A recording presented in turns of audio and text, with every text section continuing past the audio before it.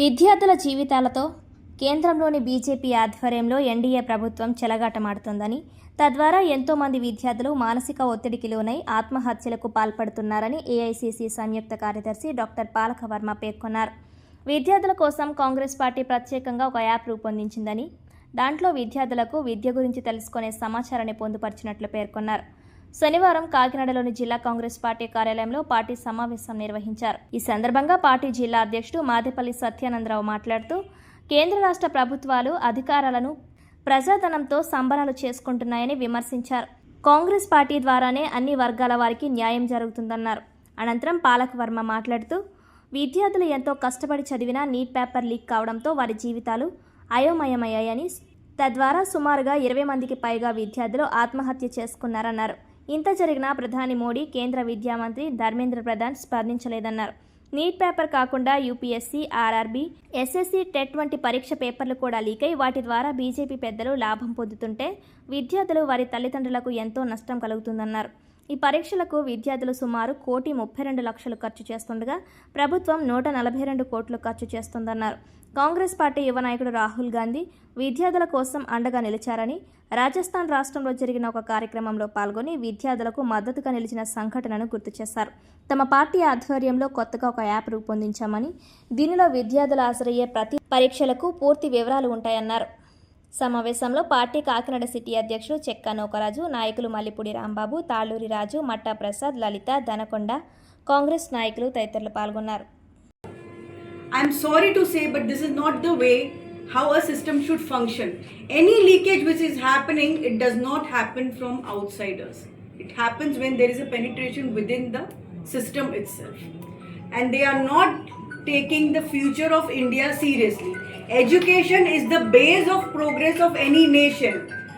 This year, almost 22 lakh students were preparing for this exam. And out of 22 lakh students, because of the re-examination chaos, we lost 20 students to depression who thought sacrificing their life was much easier than going and giving the re-exam. Why you are making, the students go through such depression? Preparing for such exams is really very stressful.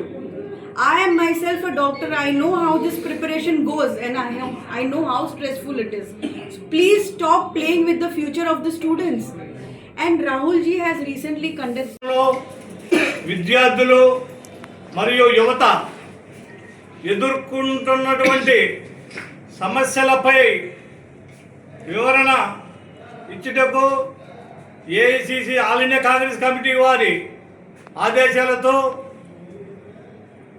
APCC వారి ఆధ్వర్యంలో మన రాష్ట్రంలోని విద్యార్థులు మరియు యువత ఎదుర్కొన్నటువంటి సమస్యలపై స్పందించుటకై ఈనాటి ఈ పత్రికా సమావేశాన్ని ఏర్పాటు చేయడం అనేది.